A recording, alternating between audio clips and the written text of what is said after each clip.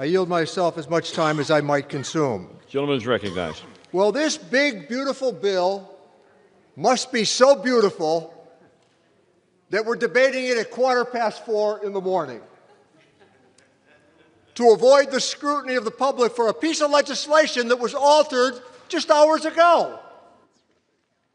I would challenge some members on the other side to take an exam on what was added to this legislation before we have a chance to vet it.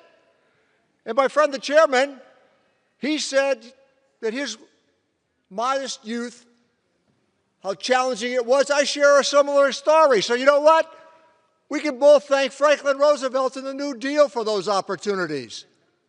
And when he was talking about growth rates, I thought he was going to say, bring back Bill Clinton, because that's where those growth rates came from. So the cat's out of the bag. $2.3 trillion was borrowed in 2017 to pay for a tax cut that overwhelmingly went to people at the very top. So what are we about to do this evening, or this morning, or last night? We are going to borrow $4 trillion, and with interest payments over the next 10 years, $5 trillion to justify a tax cut for the billionaire class. That's what this is about. Or as the gentleman from Kentucky said, and no raving liberal, you're talking about adding $30 trillion to the debt over the next few years. 14 million people are going to lose their health insurance to pay for this tax cut for wealthy people. We got Medicaid, we got food assistance, child care, health care, and you know what? Everybody in this chamber, every member of this House, you should call your local hospitals and ask them to lay out the formula for how their pay works in terms of reimbursements. Overwhelmingly, it's almost 2/3 from Medicare and Medicaid, and this is going to lead, particularly in red states, to closure. So let me give you some numbers I think that are really intriguing, despite that argument that we heard from the other side about how all this money is going to go to people at the lower end. Their slogan ought to be, we're rich and we're not going to take it anymore.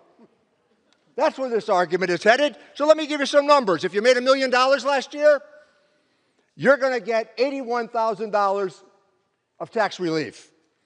If you made less than $50,000, guess what? Not quite so lucky. But you know what? $1 a day goes a long way, because that's where the numbers land. When they talk about broken promises, I listened to a Republican tonight on TV, a younger guy. He said, well, we reject what CBO has had to say. In the Ways and Means Committee in the tax world, this is scripture. That's how important it is. We might not like the answers we get from time to time. We might be upset about it, but we know that the people who have delivered that are not Democrats, they're not Republicans, they're economists, tax attorneys, and CPAs. So let me just remind everybody on the Republican side about a couple of other things that I think are really important. Most of them supported postal reform. That cost money. Republicans voted for the CHIPS Act. That cost money. They voted for the infrastructure bill. That cost money. 30 of them voted for the Butch-Lewis Act. That cost money. How about the PAC Act for our veterans? That costs money.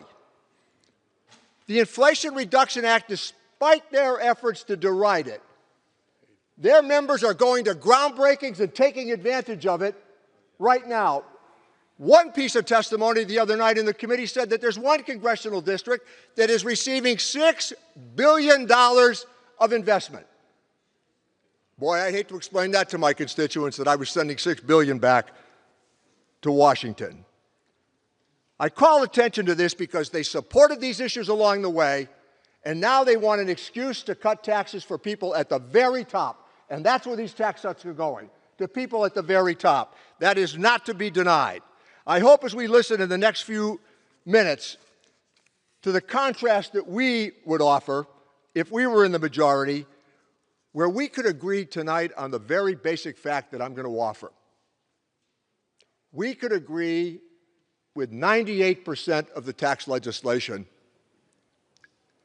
if they kept the number at 400,000 and fewer.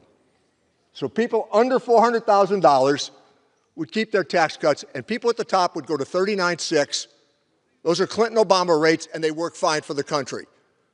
We all have some degree of honor to keep here. How about those soldiers from Afghanistan and Iraq? They deserve our care. Closing veterans service offices? I just did a town hall with veterans. They're astounded by what's happening already. I'm looking forward to the next 25 minutes of debate on this side and the next 25 minutes of debate on the other side, because I'm telling you, they're trying to sell you at 4:22 in the morning a bad piece of legislation. Mr. Speaker, I reserve the balance of my time.